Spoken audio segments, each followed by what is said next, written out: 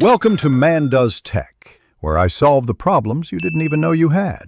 You start with essential readiness: phone mounted, charging, and connected to car audio.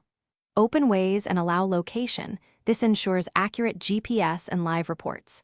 Tap the search bar, type your destination, then select from results. This cues the first route.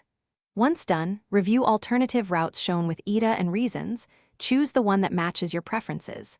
Make sure voice navigation is on so you keep eyes on the road, not the screen. And press go when you're ready to depart. While driving, rely on voice prompts for turns and lane guidance. Glance only briefly at the map for context. Tap the blue report button to share hazards, police, or traffic. This refines Waze for you and others. If traffic shifts, Waze suggests faster alternatives. You can accept or decline those. Make sure to toggle avoidances like tolls or ferries before a reroute. Because Waze is community-driven, your reports and confirmations keep ETA accurate, so contribute when safe to do so. As you approach, Waze gives final maneuvers and a parking hint. Follow these, then tap Done to stop navigation.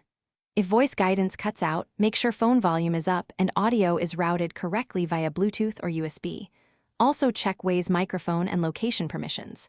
When routes look wrong, force close the app and reopen, or reboot your phone. Updates often fix map or routing bugs. If problems persist, clear app cache or reinstall. That usually restores normal behavior quickly. Thanks for watching. If you found this helpful, don't forget to like and subscribe.